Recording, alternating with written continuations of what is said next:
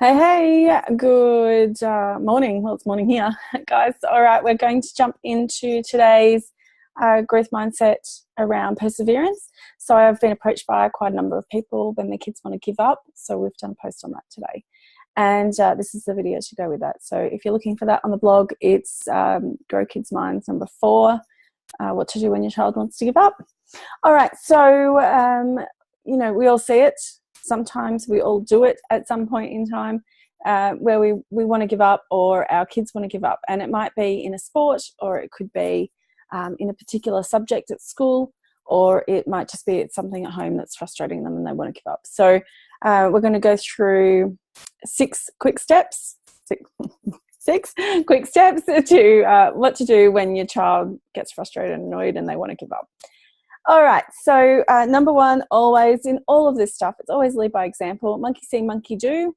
And you'll hear me say that a lot.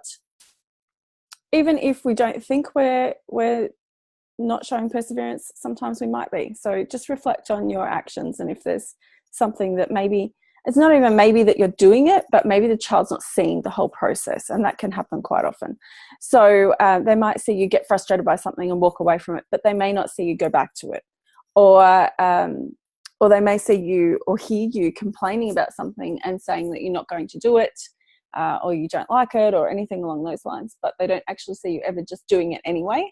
So it's really important to make sure that you reflect on your own actions, and if at some point you realize, well, hang on, they might not have seen the whole process, make a point of showing them, oh, you know what, I feel really frustrated by this right now. I'm going to go for a walk and I'll come back to it later. So they start hearing, oh, hang on, mum or dad is coming back to it later. And then make sure as well when you come back to it, okay, I've had a bit of a refresh and a restart. I'm going to sit down now and get onto this. So making sure that if you recognize that maybe they might not have seen the whole process, that you make a bigger deal about it for a little while so that they can see it happening. And the kids will pick up on it, even if you don't think they are.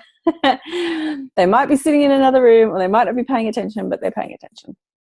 All right, so stuff we can do with our kids. Some of the main things that happen with kids is they just lose the plot, okay? They get really frustrated, and they either go into like full-on Hulk mode where they're angry and they're annoyed and they're throwing something, or it goes the opposite way and they get arms across and they're sulking and complaining because they can't do it, okay? This is their emotion.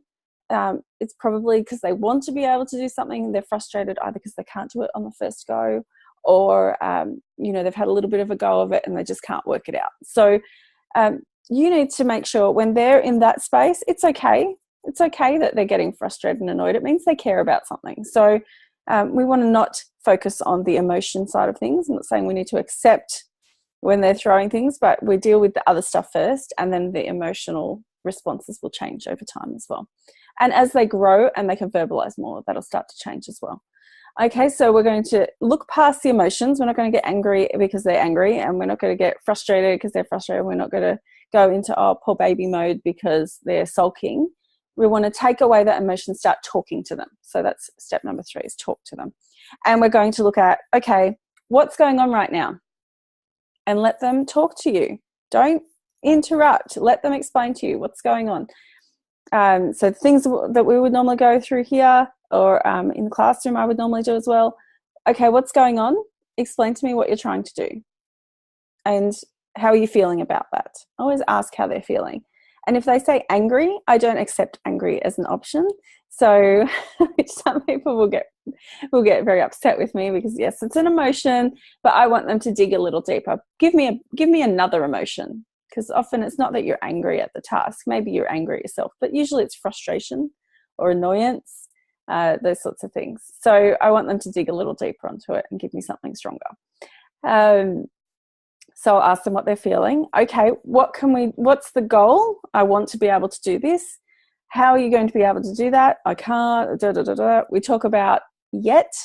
So you can't do that yet, the power of yet. And then we say, okay, what can we do right now? If you're feeling frustrated, what's your first option? What's your best option right now? And usually they'll tell you, I want to go, maybe I need to step away from it. All right, well, let's step away for an hour, and then we'll come back and I'll sit with you while you look at it the next time. Okay, so you're going to give them a bit of a plan as well. It's not just going to be, oh, I've cracked it and I can't do it and now mum's going to come and help me do it. No, you're going to be responsible for it. You need to learn the perseverance. So what's happening? What are we trying to do? How are you feeling about that? What can I do? What can we do? We, really meaning you, what can we do to refresh and restart on the frustration and still finish the project or come back to the project? And often it's just having a little break and then coming back to it. All right, but allow them to have that decision, which is number 5. So if they're really stuck, you can start giving them some choices. All right, well, here are some things that I think you could do. You can go for a walk, maybe you take a break, have a shower, you know, go have a play. Let's do some jumping jacks or something, a star jump, something like that, and then we'll get back into it. Okay, so you can give them 2 or 3 options of things that, pick things that work for your child. You know, if your child goes extra crazy when they're running up and down, then maybe not running.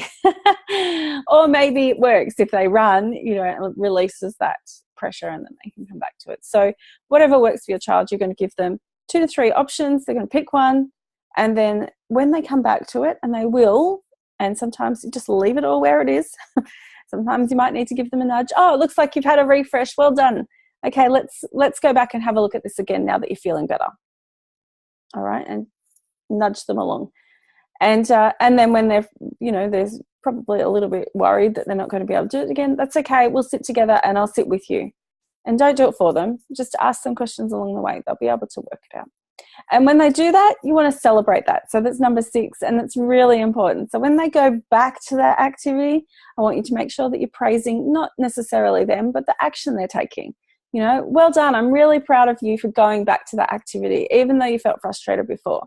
And you've done a great job of getting over that frustration and coming back to it. You know, this is called perseverance. It's really important for you. So I'm really proud of you. Well done.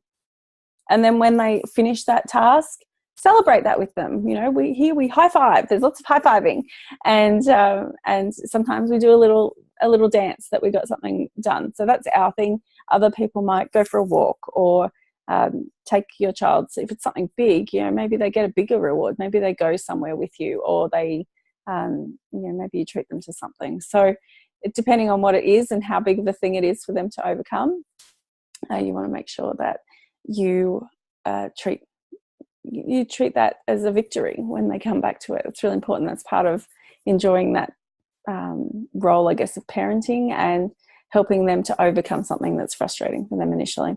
The last thing I want to touch on, which is in the middle of our thing, is identifying patterns. So patterns can be a huge thing. You might not notice initially, but you want to be looking for, when are they giving up? Is it a certain point in a process that they give up?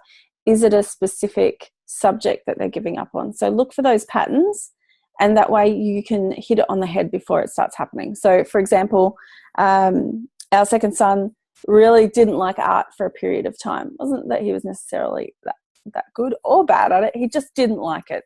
And he would get frustrated that he couldn't draw what his older brother was doing perhaps straight away. So he'd become really frustrated. So we go through this process, and now he's, you know, and I could see him start to get frustrated, and he'll walk away, and then he'll come back a few minutes later and he'll get back onto it. So looking for those patterns. For us, it was the art side of things.